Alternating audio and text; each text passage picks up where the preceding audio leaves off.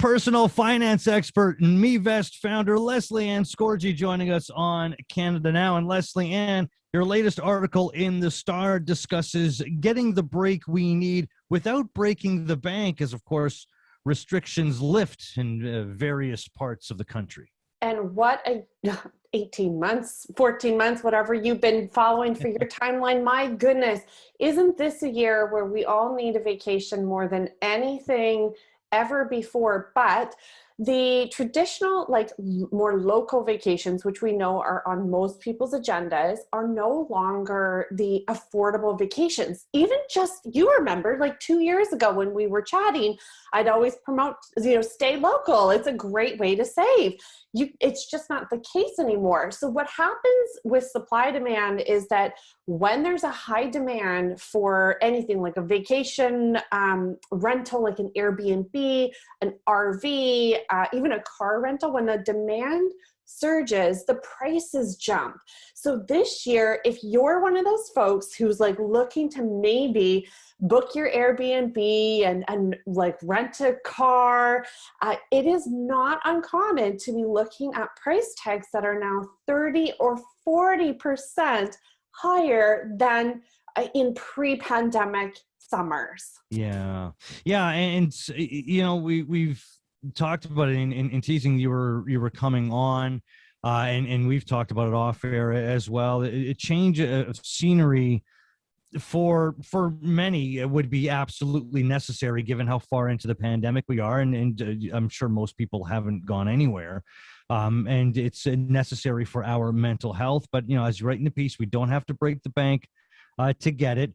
So you remind us of a number of things, as you do on a weekly basis, depending on what we're talking about. Before you book, you set a budget with the mindset of maximizing your enjoyment. That's right. So, it is totally fine to spend money on a vacation. This might be the year that it is the best year to spend money on vacation because it's so good for your health. But let's start with the budget. So the budget is something where you're proactively visioning the vacation that you want to have. Put everything on there. Every little kayak rental or paddle board that you want on there, put it all in there and vision out like, how big is this vacation? How long is it? Where are we going? What are we doing? So it's not about being restrictive. It's actually about trying to maximize the dollars that you're going to be able, or the benefit from the dollars that you're going to invest in the vacation. So for me, like you know me, I love to budget this stuff. And I actually budget like a pile of flexibility right into my vacation budget so that I don't feel restricted. I always have that buffer, especially maybe I want to stay an extra day, or maybe I'm the one, the pregnant mama who wants to rent the paddle board. We're going to do what I want because at this point. We're staying an extra day. We're going on the paddle boat. But if that's something you wish to do, if you wish to stay an extra day, what have you, you can tap into the emergency savings because that is for emergencies. That's right. So like, even though I'm encouraging everyone who's listening right now to please do go and invest in some time off, like spend some money here. This is not me saying go clear out your emergency fund. Like what if your engine actually blows when you are en route to your local vacation? Won't you be so happy that you have a few $1,000s set aside for emergencies right within your emergency fund? So I've told you this before, but I just got to bring it up again. Yeah. Your emergencies happen when you have emergency funds. So hopefully, like just by not tapping the emergency account, but by making sure you have one in the event, you will not experience an emergency. Yeah. Don't tempt fate. Don't do that. That's right. You're just asking for it. And you talked about, maybe we'll stay the extra day or whatever.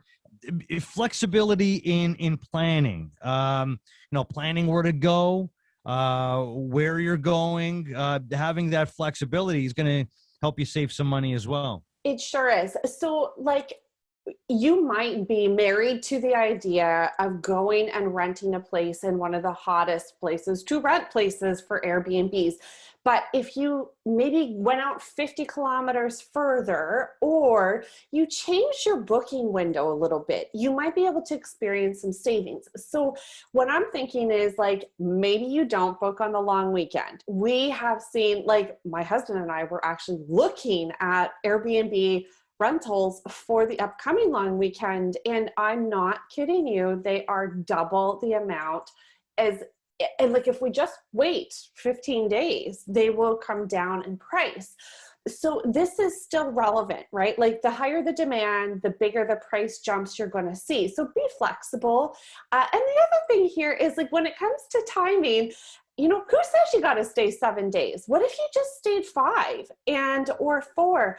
Shaving a few days off your trip can be a big money saver.